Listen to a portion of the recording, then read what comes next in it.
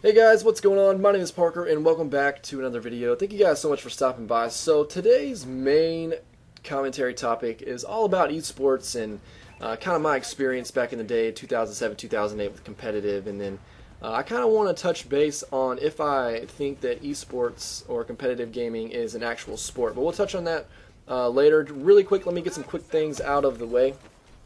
I just want to let you guys know that my cousin Chandler has started a YouTube channel. His link will be in the description below. I'd really appreciate it if you guys would go check out his channel and subscribe. He's got one video up, and I think he's working on another one. I'm doing my best to try to, get him to my house and let him do some videos for you guys and stuff like that. The kid has a pretty amazing passion at his age for this stuff. I mean, it's kind of heartwarming to see that. That I kind of had an impact on him with that. That's pretty cool. Like when he comes over here, he kind of always he always wants to play CoD and make some sort of video or something like that. So it's really cool to see that that I kind of had that impact on him. But anyways, make sure to go check out his channel, guys. I'd really greatly appreciate it. I know he would too. Also, if you guys didn't know, I've started a series over on the Fear Complex channel. That channel link is in the description as well. The title of my series is called Reminisce With Me. Basically, I go from Call of Duty 4 all the way up to Ghost in chronological order, and I kind of talk about my stories that I can remember with each game when the game was at its prime.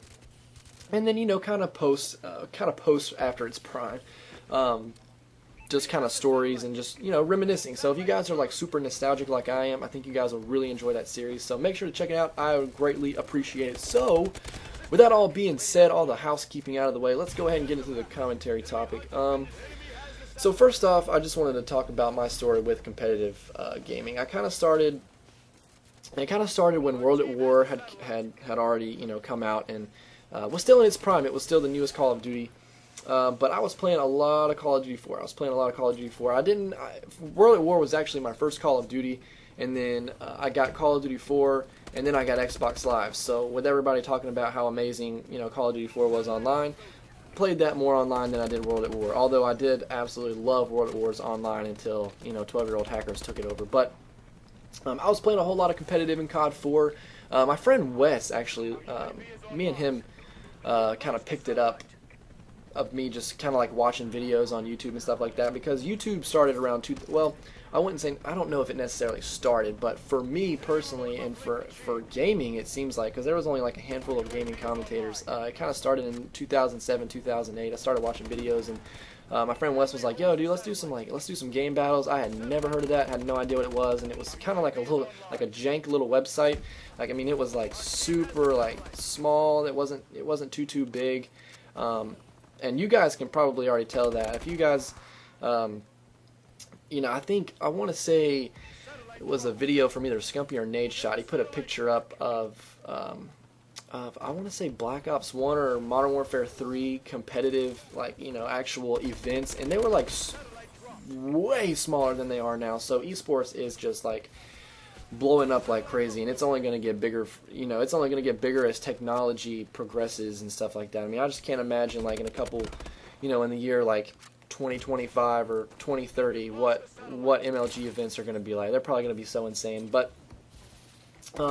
it was small, and there were people playing it, but it was kind of unpopular, and then it kind of became more popular obviously as time went by. But I used to play a lot of the 2v2 search and destroy with him. I don't really ever think that they had a whole lot of you played best of 5, or I only honestly remember doing the 2v2s and only having one game. So it would just deviate, each team that you played, or I say team, but each duo that you played, I guess it would just randomly pick hey, you play search and destroy, and then you'd play the round of search and destroy, and if you won, you won, and stuff like that. I think that's how it went. I'm not 100% sure. It's kind of hazy because a game came out in 2007, so I don't remember a whole lot of how that went. I just remember playing competitive with him and my friend Pat. I used to play a lot with him too. And what's funny is both of them are actually in my World at War Reminisce With Me episode, so that's kind of funny. But I got out of it around. I would say I played game battles pretty consistently for about maybe half a year, maybe a little more than half a year. Kind of when, what was it after World at War? Was it Modern Warfare 2? Yeah, Modern Warfare 2 was, information was leaking about Modern Warfare 2, and it was, close to coming out. So I kind of stopped playing, competitive for that kind of stuff. And I got into the whole YouTube scene, and what's so funny is, like, I'm still into it, which is kind of crazy. I originally had purchased a Dazzle to record to record the competitive matches and for like video proof if like anyone would like dispute, like, because that happened a couple times without it. These dudes would like say, oh no, we won, and we would actually win, or vice versa. Well, we would never try to cheat, I'll be honest with you. We were good with that kind of stuff. If we lost, we lost. If we won, we won. But we did run into people that would try to dispute, saying that they won. So I went and bought a Dazzle because I was watching people like Hutch and Blame Truth, and they were like, they just had the Dazzle. They didn't really do like the whole commentary thing until a little bit later. But I was like, yo, I gotta get me one of these so nobody else can dispute. So that's what we did. Or was it an Easy Cap? Was it an Easy Cap or a Dazzle? I think it was a Dazzle. I'm not 100% sure. I'm pretty sure it was a Dazzle though. And then you guys remember the Dazzles? Crazy, golly, those things are so old. But anyways,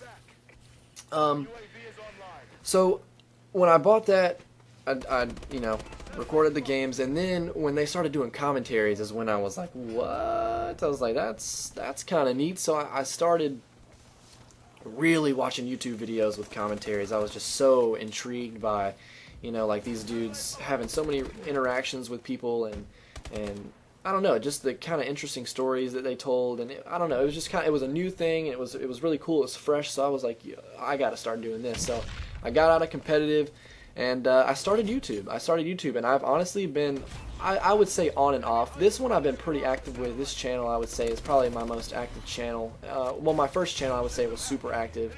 When I had my Dazzle, I actually gained like 200 to 300 like legitimate subs. I was growing pretty crazy, like with just like this 480p 360p piece of crap. It was like I was recording with a potato. I mean, it was awful quality.